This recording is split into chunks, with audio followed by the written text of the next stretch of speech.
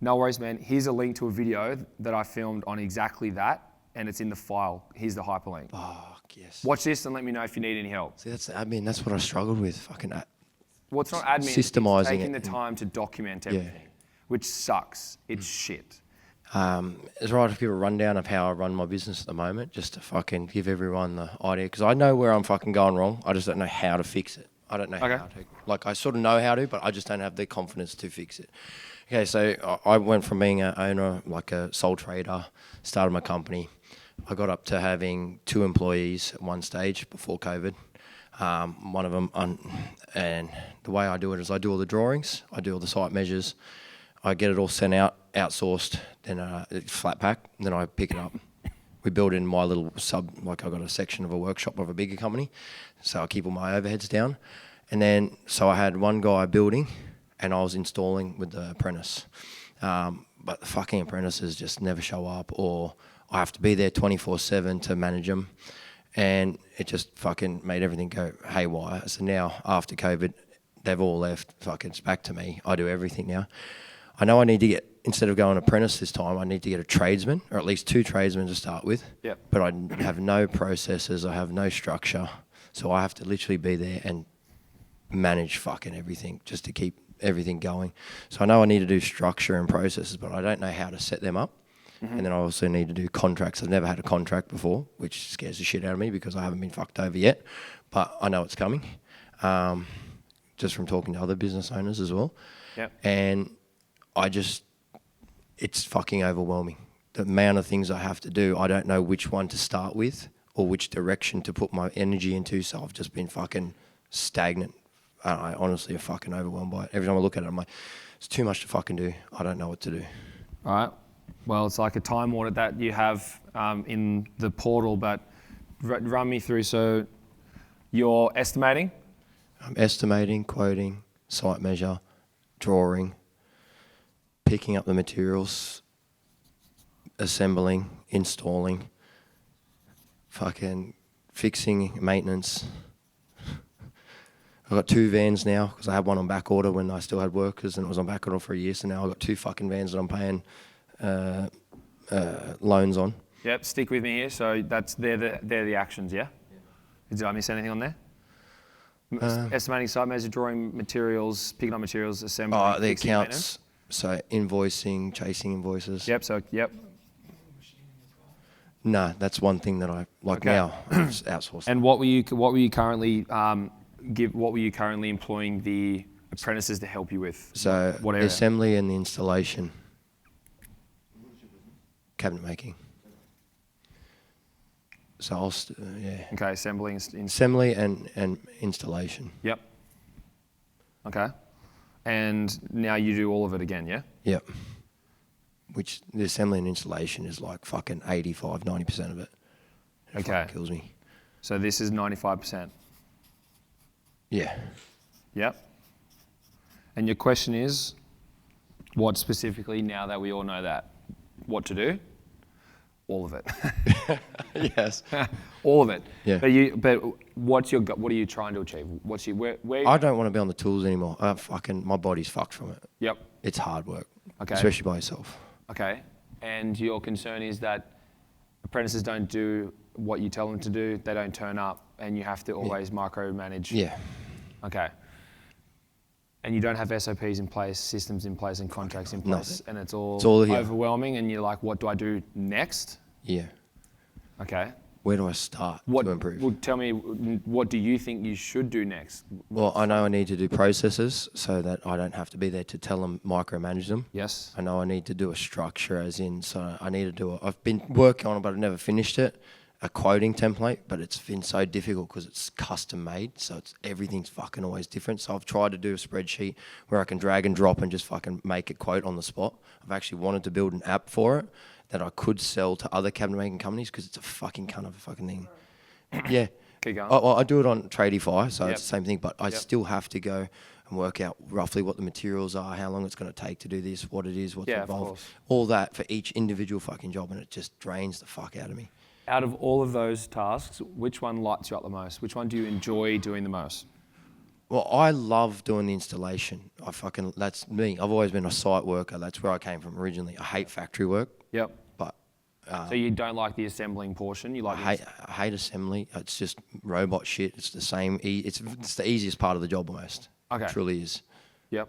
So And if you were to have, if we could wave a magic wand, you had qualified tradesmen, what would you want them doing? assembly and installation. And what would you then want to be doing? See, I'd be doing initially the estimating site and the drawings, but then I want to step back from that. But does that light you? Do you enjoy that? And does that light you up though? I actually like the estimating and site measure because I like dealing with the clients. I like selling it. I like being the salesman. I fucking love it, man. Like, I'll talk to them and sell them, but I won't sell them shit they don't need. They'll say, oh, I want this. I'm like, you don't need that. Like, if that's what you want, I'll give it to you. But it's especially if they want to go to some shit Chinese stuff. I'll say, you won't want that. You give it 6 months, it'll be broken. I'll be back here and I'll be like, I'm not warranting this because I told you not to get it and it's garbage. Go with the German-made stuff, lifetime warranty. It'll always be replaced. And then like, oh yeah, sweet. Well, fuck yeah. It's more expensive, but you never have to replace it. Okay. Well, unfortunately, you already know what you need to do, so I can't answer the question because you know that you need to systemize the elements of the business you want to offload. Mm-hmm.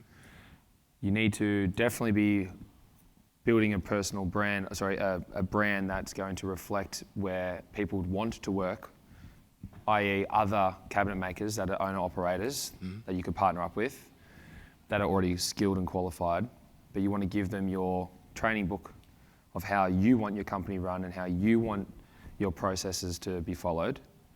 Yep. Because then when they know exactly how you do things and how you want them, you're going to be able to then lead them and have them shadow you, and then for you to then shadow them, and then for you to put in your huddles to then make sure that they're on track to be in line with what you want. Well, that's one thing I did take away from it. That daily huddle, the weekly one, the check-ins, just where are we going to, like, what's our target? What did we get up to? Yep. All these things, man, it's actually really good. Because even beforehand, I'm going to admit, I was a very childish fucking person, very passive-aggressive, got the shits with them. Like, I wasn't communicating properly. Yes. So, and that's where a lot of my faults came from. And now I know that, I've gone, okay, now I'm going to change that going forward. But yeah, it's fucking terrifying. And I always got stuck with worrying about how I'm going to afford to pay these workers when I don't have the work to cover that, or say I got to funnel more work. I got to chase the work. So that's what I need to do. You need marketing. Yeah. Yeah. We need to build a brand, and we need to then drive traffic to that page for people to inquire on getting your services. Where you have too many people to work with. See, I've half got that. I've got graphic design. It's already built my website. Yeah. My social media is just what I've sort of made, but I've got my own personal brand, which I've got a lot of repeat clients that even rave about me to other people, and I get a lot of word of mouth. But it's just that fear of being seen that's held me back, and being able to push the limits to get more work than I can fulfill because I was afraid of failure. Is it the fear of being seen though, or is it the fear of being able to maintain the growth and the success? Because fear of being, there's no fear of being seen if people are raving about you, you're posting content, you have a website. Yeah.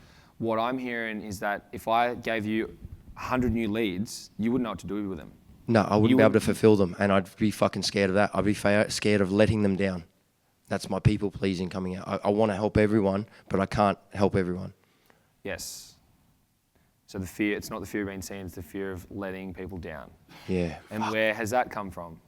People pleasing. Like, honestly, I fucking used to be the biggest pushover, and even in business, people would just be like, do this. I don't want to pay for it, and I'd just fucking do it. What would happen if we turned on a tap for inbound leads and you couldn't handle it? How'd that make you feel? Overwhelmed. Overwhelmed? What happens if you then had the capacity to fulfill all of it? I'd be happy. Like, it would make me joyous. Like, and that's where I need the workers, but it's always been that. Have you ever said no to a client before? I actually have started saying no. I said I can't do that in the time frame that you want. And how's that felt? It's actually felt liberating. Yeah, boundary setting. Yeah, it feels good. So in order for you to feel confident in your growth of the business, you need to have something predictable. Word of mouth and referrals is not predictable. No, it's not. it is the highest converting form of lead because it comes from someone who's actually experienced your services. But you cannot scale that. You can't scale people saying, go tell everyone more about your stuff. So with all of this, if you have the cash flow, which I'm assuming you would to invest in an employee, the concern is though, are they going to do a good job and waste me more money, right? Yeah. But if they had your SOPs and your training and your leadership, then they would actually be able to do the job correctly, right? Yeah. Especially if they were skilled labour and they weren't apprentices, yeah? Correct. So what do we need to do? I need to get tradesmen. You need tradesmen. How are you going to find tradesmen? Put ads up and market myself. And how are you going to put ads up? Fucking pay for it, get it done. Pay someone to do it. Pay someone to do it. Because I tried myself and it's just fucking shit. Yeah. You get Who shit else has quality. who else has tried to run ads themselves? It's fucking shit. The shittest people come, and all you'll say it's this much, and they'll ask for fucking double what you're offering, and you're like, the fuck, Yeah. man, is that legit? Fuck, that's pretty forward, eh? What? Like I'll be like, hey, this is the job opportunity, blah blah blah, X Y Z, Yep. and they'll come back and be like, I want $100 an hour instead of $50 an hour, and you go, what the fuck?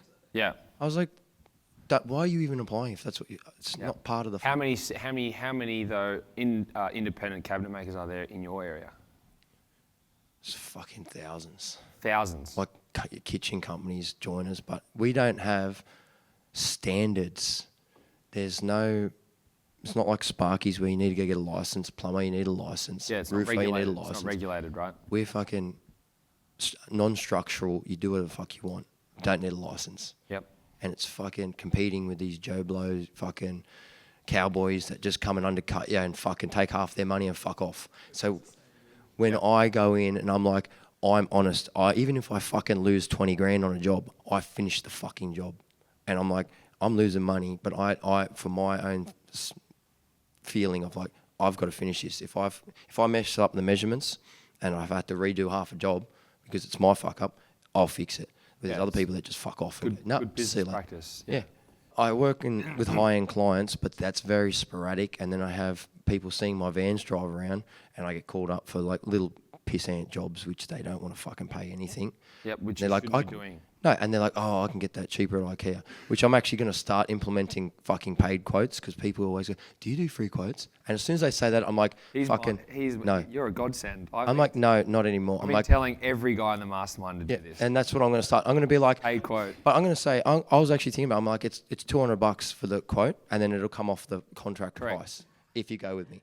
And that's what I was looking at. Is this not the best lesson? I've said this for fucking 12 And that's months. what I got to, because I was running around like a fucking headless chook going, why am I doing all this work and running it around and not doing anything? I'm so happy right now. And then, and the second part of that question was, and the other part is I got consistent leads from insurance companies. There's 2 insurance companies, but because of my fucking downhill emotional state with my divorce, I've been letting my quality slip, so therefore those leads have been distancing from me. But I realised when I was in my good state, I was chasing them. I was ringing up the supervisors going, you haven't called me in the last week, where's the extra jobs? And they're like, oh yeah, I'll send you something this week.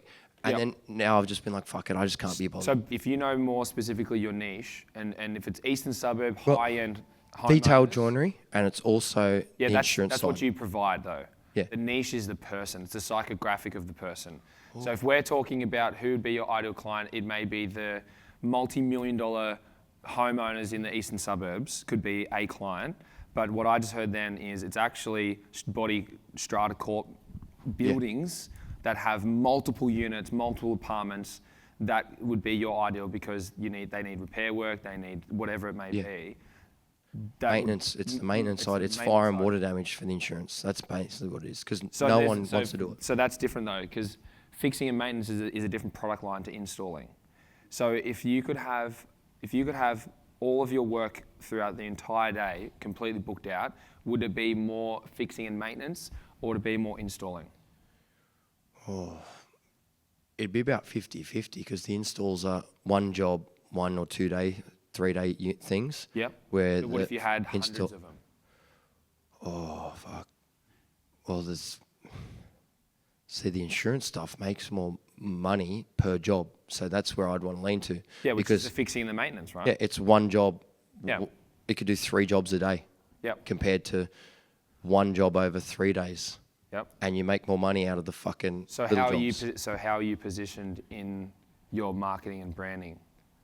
Are you the go-to maintenance company for Shit, fire and I haven't damage? marketed or branded that. I've just basically got. So what would happen if you did? It'd probably fucking escalate the workload. And then what would you be able to do if you escalate the workload with a specific type of client? Get more workers to. And then you'd be able to systemize your processes on delivering maintenance work. Yeah. You'd have a single service line and process to go from inquiry to then delivery. And then you'd be able to document the process to hire someone that is half the skill of you to then do the maintenance. Yeah, And then so you'd be able to then use those testimonials and all of that content about fixing and maintenance on a personal brand, organic portion of your marketing to then attract more people that are just going to see your content because you're bringing more awareness to what you do with the fire damage. Well, that's what I do. Because I got to take photos, progress shots for the insurance stuff. Yeah. I upload all that onto my social media to show people, look, you can change one cupboard, or you can change this, you can change that, and people go, you can fucking do that. Yep. And I'm like, yeah. So that's actually really good because that's what I'd like to focus on. And then with the installation of kitchens, I can outsource that so I don't have to fucking do it. What if I just said we should just fuck off the installing completely? Yeah, pretty much. What if all of your social feeds all went into your free console? Or even better, creating that flywheel of content which we were talking about before, which is your ebook or your course, or maybe a 5 video series of the top 5 tips or mistakes or secrets to installing your own cabinet or maintenance or whatever. Then what if we then just had from this directly into your subscription, which was your maintenance?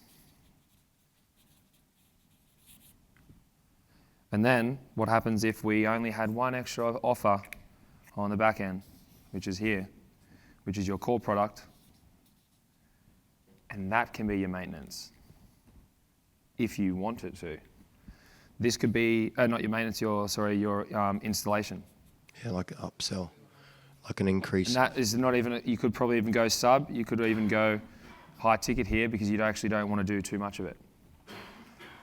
What if that, how more simple is that? That's a lot more straightforward. Very straightforward. You become known to be the maintenance company for insurance businesses. This is all based on who's your niche. Because you'd probably make more money in installing if you're going to the couple that wants to fix and renovate their kitchens. Yeah. That if you had a company that needs their properties serviced with maintenance all the time, and they have multiple buildings or houses or properties that need it, then you should be talking to insurance companies, not mother and father, husband and wife. Well, it was also, I was looking at doing approaching real estates for Yep. repairs and maintenance Yes. for before sale or rentals. Yep. You have been a B2C with your installation. I'd be looking more going B2B. And the conversations you have with B2B financially are completely different to B2C. And when B2B, there's a lot more flexibility you have with what you can do with them, especially for contract-wise too. Imagine if you'd have one real estate agent with 20 properties on a maintenance contract. Just one real estate agent. But this is the thing that if they don't see your brand as that, and you've been doing all content around this, then there's not much authority in the market to be that go-to maintenance company guy. So there's not a full rebrand, but there's a slight pivot into promoting more of the maintenance arm of your company. Because if you're sick and tired, and this is why before when I said, what do you like doing? You love installing because that's where you've come from, but your body's fucked, right? This seems like this is a lot more easier to teach and educate someone to follow, yes? Well, yeah, that falls under the installation sort of bracket because that's the site work. The repairs and the maintenance is also installation. Yep. But on a minor scale. On a minor scale, yeah, there's not like full... It's like one thing, one door, one kick, one cupboard. It's Yeah. not the whole fucking Yeah, so a fucking 17-year-old kid can do that. Oh, fuck. Yeah, okay. Yeah. Like, that's not hard tradie work. No, it just comes down to, even I struggle with it sometimes, it comes down to problem solving. So you need to get someone that has the problem solving capabilities. Yep. So you don't have to sit there over their shoulder Yep. fucking saying, oh, but what do? I'm stuck. I don't fucking know. I've never done it either. Just fucking have a go. Rip it out. Fucking fix it. Yep, but how many different ways is there really to rip off a fucking cabinet door? Well, that's right. Exactly. Like the problem solving element of someone who's inexperienced would be supported quite heavily if they had someone go through as much as they could in their induction. But also if you had a portal with video content or something on Google Drive with a list of frequently asked questions, like, Or similar job. Oh, fuck. I could make a list and have similar jobs from previous jobs because there's only so many jobs that are similar. Once you do that, you could be like, all right, this job, and link it to that job schedule and be like, if you have problems, this is one that I've ran into before. hey Todd, I've got this issue in this kitchen. I'm having trouble with this. Can you help me out? No worries, man. Here's a link to a video that I filmed on exactly that, and it's in the file. Here's the hyperlink. Fuck, yes. Watch this and let me know if you need any help. See, that's the admin. That's what I struggled with. Fucking Well, it's not admin. Systemizing it's taking it. the time to document everything, which sucks. It's shit. But the SOP creating method that we have in the portal is how you can use an app to be able to film yourself and record your voice and then transcribe that with ChatGPT to create an SOP prompt to put into your training manual in like 1 second.